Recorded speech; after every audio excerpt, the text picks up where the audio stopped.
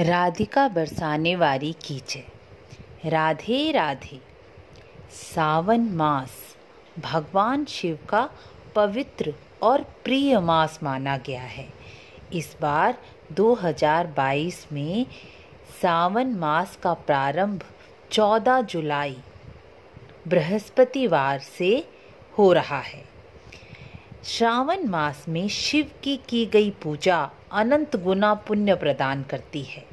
इस मास में शिव पूजन से भगवान शिव अति शीघ्र प्रसन्न होकर मनोवांछित कामनाएं पूरी करते हैं।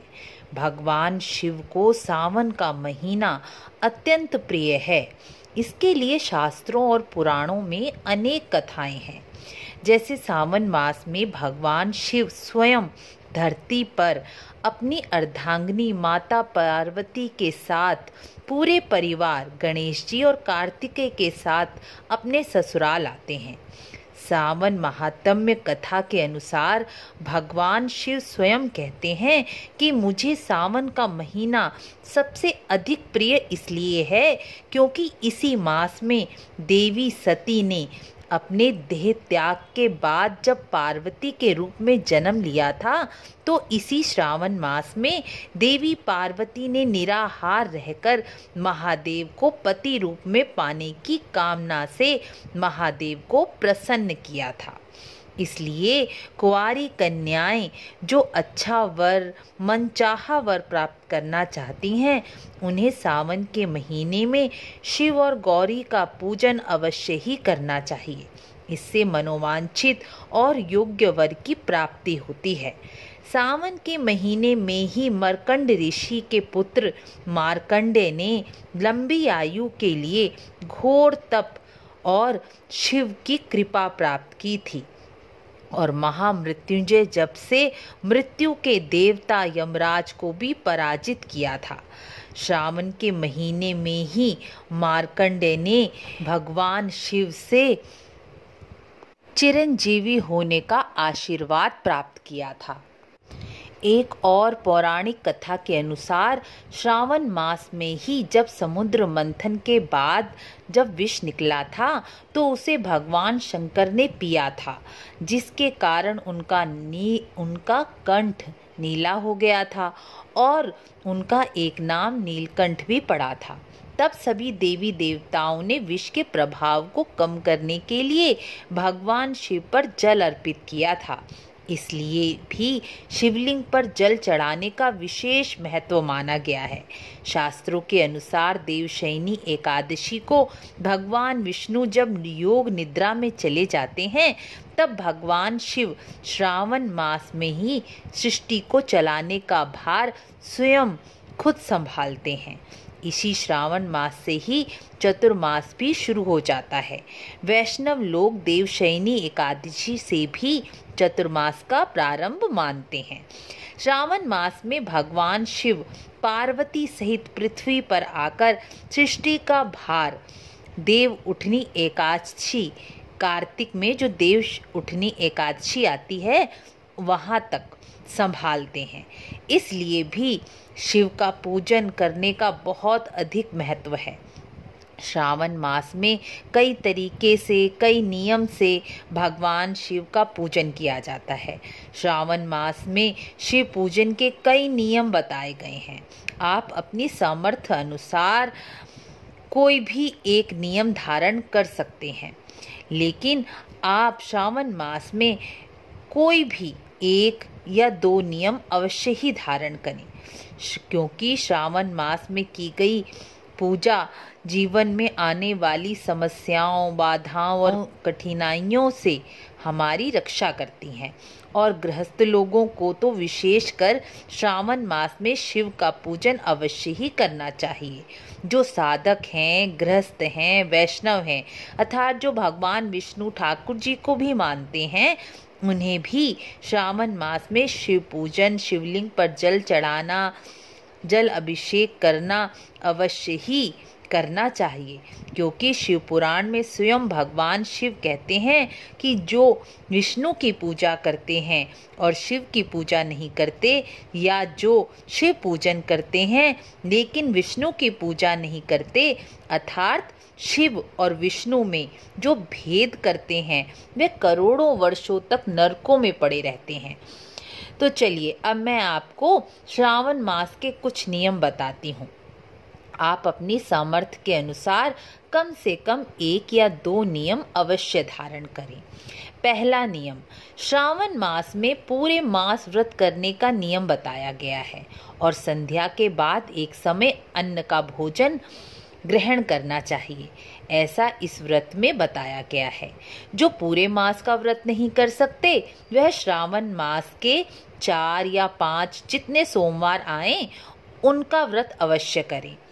यदि आप श्रावण मास के 4 सोमवार का व्रत भी नहीं कर पा रहे, तो श्रावण मास में कृष्ण पक्ष में जो शिवरात्रि आती है उसका व्रत तो अवश्य ही करना चाहिए। दूसरा नियम, श्रावण मास में कोई भी एक नियम जरूर ग्रहण करें, जैसे पूरे श्रावण मास में शिवलिंग पर गंगा जल या पंचामृत से अभिषेक करना, या शाम के समय यानी प्रदोष काल में शिवलिंग पर दीपदान करना, यह अत्यंत श्रेष्ठ माना गया है। शिव पुराण के अनुसार प्रदोष काल में जो मनुष्य शिवलिंग के सामने दीप दान करता है, वह मनुष्य धन धान्य से संपन्न हो जाता है। तीसरा नियम, श्रावण मास में शिवलिंग पर 108 वस्तुएं चढ़ाने का विशेष महत्व माना गया है। आप अपनी समर्थ के अनुसार कोई भी वस्तु ले लें, जैसे 108 चावल के दाने या 108 चने की दाल के दाने, 108 फूल या 108 बेलपत्र या 108 हरे मूंग के दाने, जो भी आप चढ़ाना चाहें उसे आप चढ़ा दें।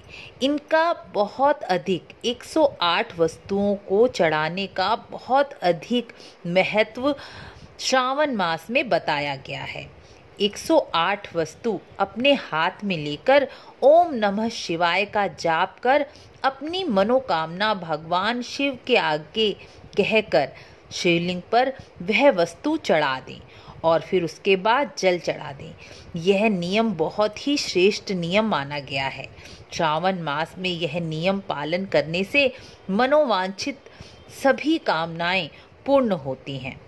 चौथा नियम, श्रावण मास में श्रावण महात्म्य की कथा भी अवश्य सुनने। जो व्रत नहीं कर पाते, पूजन नहीं कर पाते, कोई भी नियम नहीं धारण कर पाते, वह कम से कम श्रावण मास महात्म्य की कथा तो अवश्य ही सुननी चाहिए। आप श्रावण मास की कथा सुनने का यह आसान सा नियम तो अवश्य ही धारण कर सकते हैं। श्रावण मास को इसलिए भी श्रावण मास कहा जाता है क्योंकि इस मास में सुनने की बहुत महिमा कही गई है।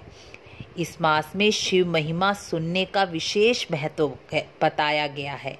इस मास में श्रवण करने से बहुत अधिक पुण्य माना गया है, इसलिए भी इसका एक नाम श्रावण मास कहा गया। इसलिए जो कोई भी अन्य नियम लेने में असमर्थ है, वह श्रावण मास का महात्म्य तो अवश्य ही सुन सकता है। मैं श्रावण मास का महात्म्य की कथा अवश्य ही डालूंगी। आप यह श्रावण मास का महात्म्य सुनकर आशा है अपना कल्याण अवश्य ही करेंगे। आपको वीडियो अच्छी लग रही हो तो लाइक, शेयर, सब्सक्राइब करना ना भूलें। 5वां नियम यह है कि हमें पहले यह जानना चाहिए कि श्रावण मास में हम क्या खाएं और क्या ना खाएं। श्रावण मास में दही, हरी शाक वाली सब्जियां और दूध नहीं पीना चाहिए, क्योंकि वर्षा के कारण हरी सब्जियों में कीड़ा लग जाता है और वर्षा के कारण अनेक प्रकार के विष भरे पौधे उग जाते हैं। गाय या भैंस उसे खा लेती है, जिसके कारण उनका दूध भी संक्रमित हो जाता है। इसलिए श्रावण मास में दूध नहीं पिया जाता, अर्थात शिवलिंग पर ही दूध चढ़ाया जाता है और दूध का निषेध किया जाता है।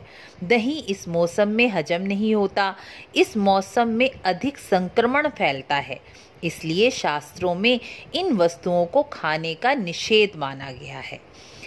छठा नियम, श्रावण मास में रोज शिवलिंग पर अनार का रस, गन्ने का रस, साबुत अक्षत चढ़ाने से आर्थिक स्थिति बहुत अच्छी होती है। जो आर्थिक स्थिति से परेशान हैं वह श्रावण मास में यह नियम जरूर धारण करें।